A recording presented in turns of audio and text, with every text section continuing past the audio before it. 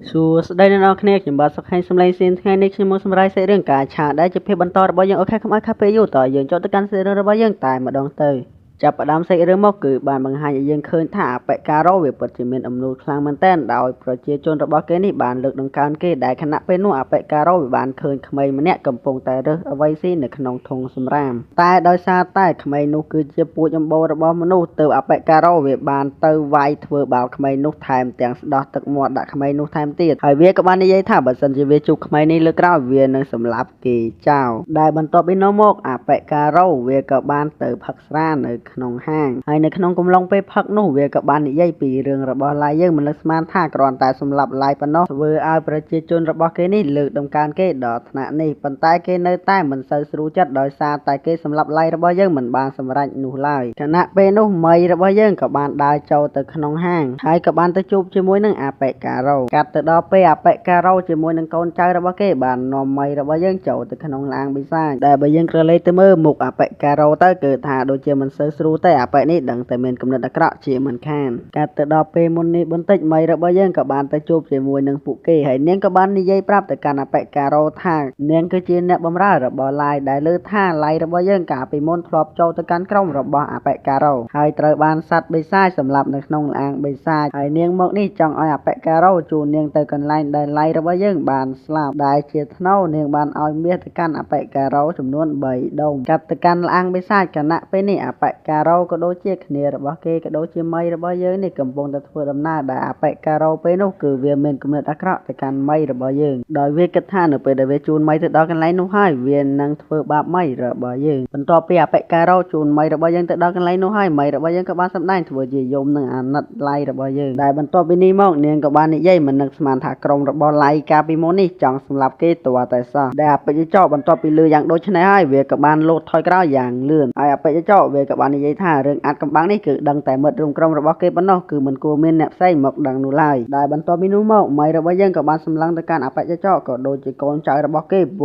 ោពេញទៅដោយចំហាយធមពលនិងចង់ស៊ីសាច់ឆុតឈាមរបស់ពួកគេនេះយ៉ាងខ្លាំងដែលអបិចនិងកូនចៅរបស់គេបន្ទាប់ពីឃើញបែបនេះហើយគឺថាចាប់ផ្ដើមភ្នែកលើកញ្ចាំងកហើយដែលមីរបស់យើងពេលនេះគឺថាសឹងតែសម្លាប់អបិការោក៏ដូចជាកូនចៅរបស់គេទៅហើយតែក្នុងកំឡុងពេលនោះឡាយរបស់យើងក៏បានមកដល់ហើយក៏បាននិយាយទៅកាន់មីថាទុកឲ្យគេជាអ្នកចាត់ការដោយខ្លួនឯងហើយអបិចគ្រាន់តែឃើញបែបនេះហើយគឺថាពិតជាមានការភ្ញាក់ផ្អើលខ្លាំងមែនតើហើយអបិការោក៏បាននិយាយទៅកាន់ឡាយរបស់យើងថាឡាយរបស់យើងកាលពីវគ្គមុននេះគឺកិច្ចរួចប៉ុន្តែលើកនេះគឺថាកិច្ចមិនរួចនោះឡើយហើយអបិចវាក៏បាននិយាយទៅកាន់ឡាយរបស់យើងថាបើមីរបស់យើងគឺពិតជាគូឲ្យខ្លាចប៉ុន្តែបើមើលទៅកាន់ឡាយរបស់យើងវិញគឺថាគ្មានគូឲ្យខ្លាចអីបន្តិចហើយអបិការោវាក៏បានអួតទៅកាន់ឡាយរបស់យើងថាកូនចៅរបស់គេម្នាក់នេះមានលេវែសុទ្ធតែ100ជាងហើយអបិការោវាក៏បាននិយាយទៅកាន់ឡាយថាឡាយរបស់យើងមានលេវែត្រឹមតែ15គឺមិនអាចយកឈ្នះវាបាននោះឡើយទោះជាមានមីជួយក៏ដោយដែលបន្ទាប់ពីនិយាយរួចអបិការោវាក៏បានបញ្ជូនកូនចៅរបស់គេពីរនាក់ឲ្យទៅចាត់ការឡាយប៉ុន្តែគឺយើងបានឃើញថាកូនចៅរបស់គេពីរនាក់នោះត្រូវបានដាច់ក្បាលដោយសារតែមីរបស់យើងគឺបានសម្លាប់បាត់ទៅហើយដែលបន្ទាប់ពីនោះមកឡាយរបស់យើងក៏បានអរគុណទៅកាន់មីហើយក៏បាននិយាយទៅកាន់មីរបស់យើងថាឡាយរបស់យើងចង់ចាត់ការដោយខ្លួនឯងបន្ទាប់ពីនិយាយទៅកាន់មីរួចឡាយរបស់យើងក៏បាននិយាយទៅកាន់អបិចថាអបិចនេះវាគឺជាមនុស្សកាឬក៏ជាមនុស្សសម្រាមអីអញ្ចឹងទៅដែលអបិចបន្ទាប់ពីលើបែបនេះវាក៏បានមានការក្តៅក្រហាយចិត្តជាខ្លាំងហើយបន្ទាប់ពីនោះមកឡាយរបស់យើងក៏បានដើរចូលទៅកាន់ក្រុមរបស់អបិចហើយអបិចវាក៏បានឲ្យកូនចៅរបស់វាក៏ដូចជាវានេះហក់ចូលទៅវាយឡាយរបស់យើងប៉ុន្តែឡាយរបស់យើងគឺថាគ្មានព្រឺសំបីតែបន្តិចនោះឡើយហើយគ្រាន់តែបិទភ្នែកមួយផ្លែតអបិចក៏ដូចជាកូនចៅរបស់គេនេះត្រូវស៊ីមួយអ្នកម្ដាយម្នាក់មួយជើងបាត់ទៅហើយធ្វើឲ្យអបិចក៏ដូចជាកូនចៅរបស់គេនេះមានការទល់ផ្អកយ៉ាងខ្លាំងហើយបន្ទាប់ពីនោះមកឡាយរបស់យើងក៏បាននិយាយមើលងាយទៅកាន់អបិចទៀតថាមិនហើយមិនអីអញ្ចឹងទៅតែអបិចបន្ទាប់ពីលើកបែបនេះហើយធ្វើវាមានការខឹងសម្បាកាន់តែខ្លាំងជាងមុនទៀតហើយក៏បានដកសន្លឹកអារបស់គេដែលជាគ្រាប់គុជអ្វីម្យ៉ាងទេដែលយើងមើលមិនស្គាល់នោះឡើយហើយអបិការោនេះវាក៏បានបោកគ្រាប់នោះទៅលើដីដែលបញ្ចេញនៅសត្វចកមួយយ៉ាងកំណាយខ្លាំងក្លាដែលសត្វចកមួយនេះគឺមានល្វើរហូតដល់500ឯណោះហើយអបិចវាក៏បាននិយាយទៅកាន់ឡាយរបស់យើងថាឡាយរបស់យើងគួរតែសុំវាទុកជីវិតឲ្យហើយទៅប៉ុន្តែឡាយរបស់យើងនៅតែនិយាយទៅកាន់អបិចថាអបិចនេះវាគឺ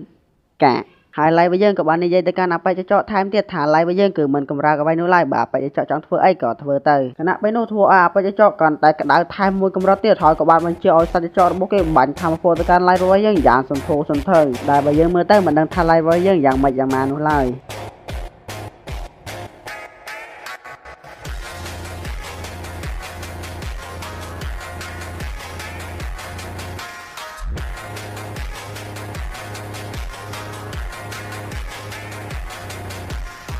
បន្ទាប់ពីអបិយចោវាឃើញឡៃរបស់យើងខ្លាំងដល់កម្រិតនេះវាបានត្រឹមតែនិយាយថាមិនអាចទៅរួចទេដែលបន្ទាប់ពីនោះមកឡៃរបស់យើងក៏បានសួរទៅកាន់អបិយចោថាវាមានក្បាច់អីលេងទៀតអត់បើសិនជាគ្មានទេឡៃរបស់យើងនឹងលេងម្ដងហើយសូម្បីតែកូនចៅរបស់វាក៏និយាយដូចគ្នាដែរហើយខណៈពេលនោះឡៃរបស់យើងក៏បានទាញនៅសន្លឹកការរបស់គេដែលបានបញ្ចេញនៅចចកមួយដែលមាន level រហូតដល់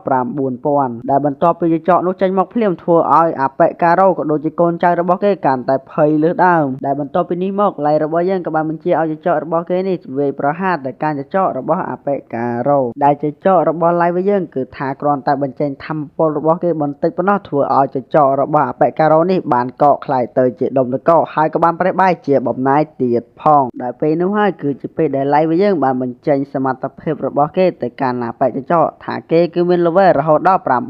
9999 ដែលអបិចកគ្រាន់តែឃើញបែបនេះហើយធ្វើឲ្យគេគឺមានការផិតភ័យថែមមួយកម្រិតទៀតដែលបន្ទាប់ពីនោះមកអបិចកវាក៏បានឆ្ងល់ថាឡៃរបស់យើងមិនក៏នៅក្មេងដូចជា3ឆ្នាំមុនអញ្ចឹងហើយឡៃរបស់យើងក៏មិនបានលាក់បាំងអ្វីដែរក៏បានប្រាប់ទៅកាន់អបិចកថាគេនេះគឺបានប្រើប្រាស់នៅសៀលខែធម្មពលរបស់គេដែលធ្វើឲ្យគេនេះនៅក្មេងដើម្បីចងចាំការឈឺចាប់របស់គេកាលពី3ឆ្នាំមុនដែលបន្ទាប់ពីឃើញបែបនេះហើយធ្វើឲ្យអបិចកវាមានការផិតភ័យជាខ្លាំងហើយវាក៏បានដឹងខ្លួនវាច្បាស់ដែរថាគឺមិនអាចយកឈ្នះឡៃរបស់យើងបានឡើយទោះបីជាកិច្ចក៏កិច្ចមិនផុតនោះដែរហើយវាក៏បានប្រាប់ទៅកាន់ឡៃរបស់យើងថារឿងកាលពី3ឆ្នាំមុននោះគឺក្រុមរបស់គេជាអ្នកបង្ខំទេគឺគេមិនដឹងអ្វីនោះឡើយហើយរឿងឥឡូវនេះគឺជាកូនចៅរបស់គេជាអ្នកបង្ខំគេនោះដែរបន្ទាប់ពីនោះមកឡៃរបស់យើងក៏បានសួរទៅកាន់អបិចកថាមីស្ត្រូនេះគឺជាអ្វីព្រោះកាលពី3ឆ្នាំមុនតាក់ទងនឹងការសម្លាប់គេនេះក៏ជាប់ពាក់ព័ន្ធទៅនឹងមីស្ត្រូផងដែរហើយអបិចកវាបានត្រឹមតែឆ្លើយថាវាមិនដឹងអ្វីនោះឡើយហើយឡៃរបស់យើងក៏បានសួរទៅកាន់កូនចៅអបិចកថាមីស្ត្រូនេះគឺជាអ្វីចំណែកឯកូនចៅរបស់អបិចកអ្នកខ្លះក៏ដឹងអ្នកខ្លះក៏មិនដឹងហើយក៏បាននិយាយប៉ាណាប៉ាណៃពេញតែនឹងដែលបន្ទាប់ពីឃើញកូនចៅរបស់អបិចកមិនមានភាពស្មោះត្រង់មីរបស់យើងក៏បានប្រើធម្មពលរបស់នាងកាត់កូនចៅរបស់អបិចកនេះជាបំណាច់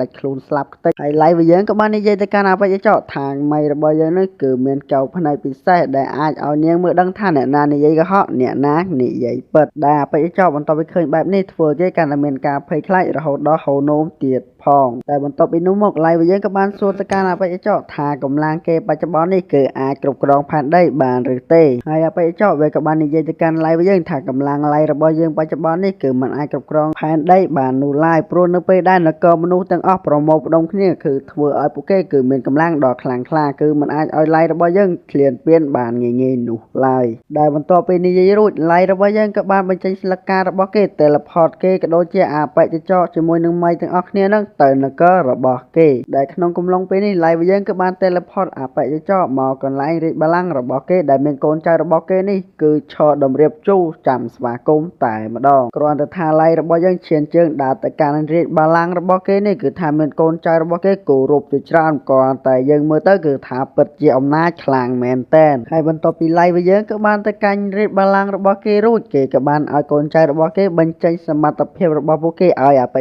ចកបានឃើញដែលនៅក្នុងកំឡុងពេលនោះគឺយើងបានឃើញថាកូនចៅរបស់ឡៃម្នាក់គឺថាមាន level ច្រើនខ្លាំងមែនទែនដែលចាប់ពី 1500 ឡើងហើយអ្នកដែលមាន level ខ្ពស់បំផុតគឺ 9999 ហើយ level ដែលអត់បំផុតគឺមានត្រឹមតែ